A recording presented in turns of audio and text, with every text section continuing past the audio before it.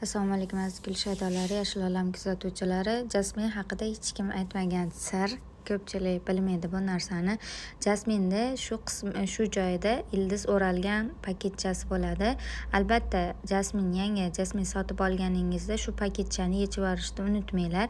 Sababi ildiz tiqilib o'ralgan holatda bo'ladi. Ko'p suv quyib qo'yganingizda shu joy namlik saqlab turgani hisobiga gulda ildiz chirish xavfi keskin ortadi. Hamda ko'pchilik aytadi, yangi olgan jasminning barglari sarg'ayib ketdi. Shu qismini olib tashlashni unutmang. Mana shu bargini sarg'aytirib yuborishi mumkin.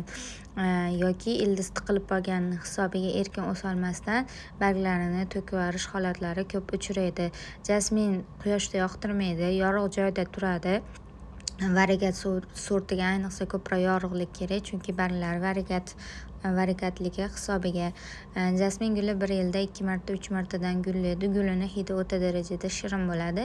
O'sish tezligi juda ham yuqori boshqa gullarga nisbatan. Xohlagan arkizda xohlagan formangizni berib gulni o'stirishingiz mumkin. Eng beozor sortlardan hisoblanadi. Bu videomizdagi jasminimiz